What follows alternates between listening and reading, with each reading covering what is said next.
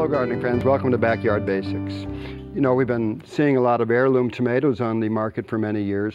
One of the nice things about the heirlooms is they're not hybrids. And that means that the seed will come back every year in the same plant, as long as you don't cross-pollinate it with something else.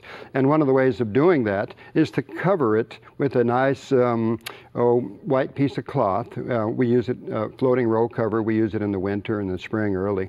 And so that will, they're wind pollinated, so they'll pollinate themselves in there and other pollen won't get in. As you can see right here, the crop is coming in. We've got a nice crop of tomatoes right here and some eggplant. And what we want to do is save, just like Grandma did, the very best of them. And the heirlooms are really the ones that we can save. And so here's an example of some of the heirlooms. These are really, really neat and unusual. As unusual as they are, they're extremely tasty. That's why we grow the heirlooms. They have that nice tomato taste that we're looking for. So they're worth saving the seeds. One of the ways of saving the seeds is to ferment it, just to let it rot in the container for about 3 or 4 days. It doesn't take more than that, and I'll explain the reason. One of the things we do is we just cut them in half and then squeeze them into a container like this, getting all of the seeds into the bottom of the container. And then what we do is we add about a 1/4 cup of water to this. And then we let it sit for a few days. The next thing that happens is it begins to rot. And you can see the fungus beginning to grow on there. There's a reason that we do this. And the reason is that the material around the seed, this little mucousy type of material, gelatinous material that protects the seed, that keeps them from sprouting inside the tomato, is something that we need to remove. So when we ferment it this way, it comes off of there very, very easily. And the other reason that we do this is during the fermentation process, any of the diseases that might be carried on a seed, and it happens that way to bring disease along from plant to plant, is killed in this fermentation. So there's a real good reason to do this, so we'll have healthy, viable seeds when we go into the next gardening season.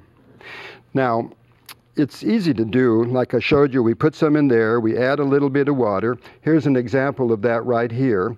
And so this one has also been fermenting for a couple of days.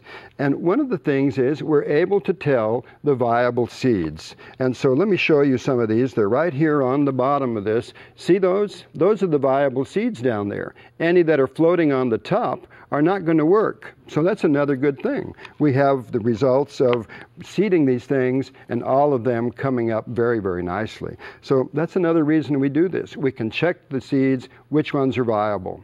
So first we control any disease, and then we can see where the seeds are. And it really does take 3 or 4 days to go through this process. It's a really nice little process. Now, one of the old ways of getting the seeds, another one, and more people do this than ever before, is you lay them out on a paper like this and then go for several days. And that gelatinous material right there stays there. And so we'll go for a few days until it dries out. The paper really absorbs a lot of the moisture. And then, after that process, we're going to go ahead and have to go in there and scrape them loose. Another way that some folks do it is to put the material onto a piece of wax paper.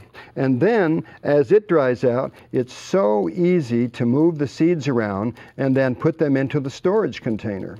Now, what we're using for a storage container is you can use a bunch of things. It has to be dark in color and airtight. And one of the things that I do is put these little packages that come into vitamins in there.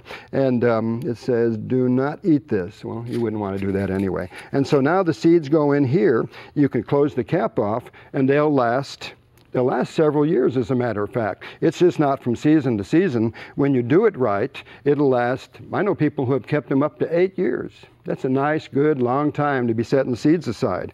And I think it's real important to be able to set seeds aside, so that next year you have the hybrid that grows in your garden.